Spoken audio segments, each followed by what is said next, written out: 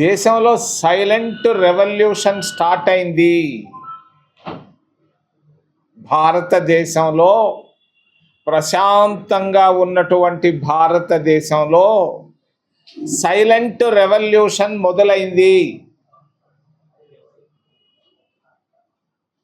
నిరుద్యోగుల్లో విపరీతమైన అసంతృప్తి కనిపిస్తూ ఉంది. మొత్తం భారతదేశం అంతా నిరుపేదల్లో తీవ్రమైనటువంటి అసంతృప్తి కనిపిస్తూ ఉంది భారతదేశం మొత్తం మీద, ఆంధ్రప్రదేశ్ రాష్ట్రంలో కూడా. విద్యార్థుల్లో అసంతృప్తి, ఆవేదన చాలా స్పష్టంగా కనిపిస్తూ ఉన్నాయి. ఇదే ఈ మధ్య ఢిల్లీలో జరిగినటువంటి పరిణామాలు.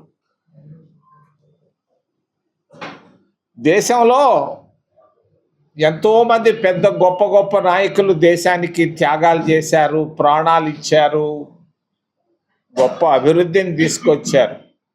మహాత్మా గాంధీ గారి నాయకులు దేశానికి స్వతంత్రానికి కష్టపడి తీసుకొచ్చారు. జవహర్లాల్ నెహ్రూ లాంటి ప్రధానమంత్రులు, ఇందిరాగాంధీ లాంటి ప్రధానమంత్రులు, మన్మోహన్ సింగ్ లాంటి ప్రధానమంత్రులు దేశానికి ఎంతో అభివృద్ధికి పాటుపడ్డారు.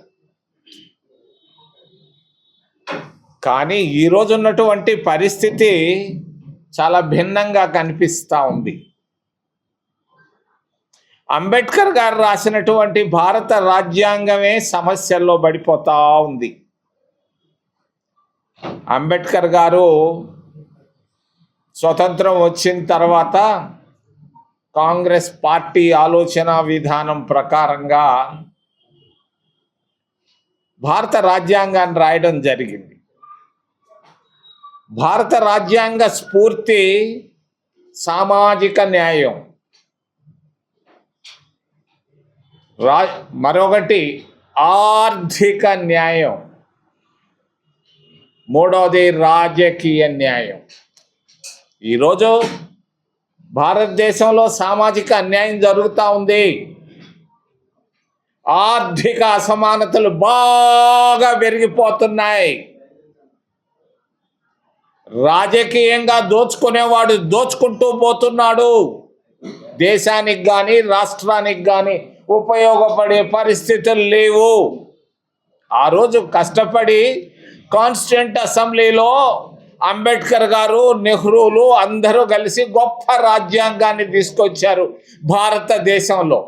ఇటువంటి రాజ్యాంగం అమెరికా లాంటి దేశంలో లేదు, చైనా లాంటి కమ్యూనిస్ట్ దేశంలో లేదు, రష్యాలో లేదు, బ్రిటన్లో లేదు, జర్మనీలో లేదు, జపాన్లో ఏ దేశంలో లేనటువంటి రాజ్యాంగాన్ని భారతదేశంలో డాక్టర్ బిఆర్ అంబేద్కర్ గారి నాయకత్వంలో కాంగ్రెస్ స్ఫూర్తితో తీసుకురావడం జరిగింది. ఈరోజు భారత రాజ్యాంగాన్ని పూర్తిగా మార్చేదానికి ఇద్దరు కుట్రబంతున్నారు. చదువు సంధ్య లేనటువంటి వాళ్ళిద్దరూ నరేంద్ర మోడీ, అమిత్ షాలు.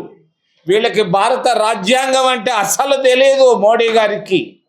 ఆయన చదవరి కాదు, చదువుకున్నది 4 తరగతులు. ఎప్పుడు ఆయన భారత రాజ్యాంగాన్ని చదవలేడు.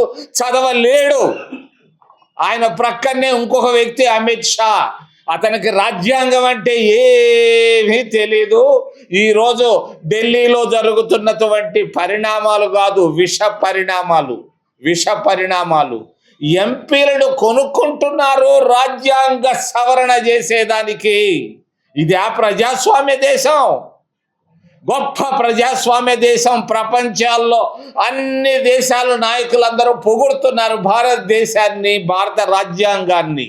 అటువంటి రాజ్యాంగ స్ఫూర్తికి తూట్లు పొడిసే విధంగా బెంగాల్లో ఎంపీలను కొన్నారు 50 కోట్లు పెట్టి.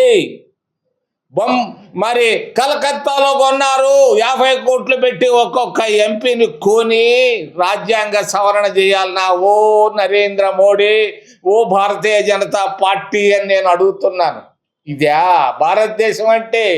త్యాగాలతో పుట్టినటువంటి దేశం, గొప్ప సంస్కృతి ఉన్నటువంటి భారతదేశంలో ఎంపీలను కొనుగోలు చేసి భారత రాజ్యాంగ సవరణ చేయడం మరి చాలా గర్హనీయం, నేను ఖండిస్తున్నాను భారతీయ జనతా పార్టీని, ప్రధానమంత్రిని.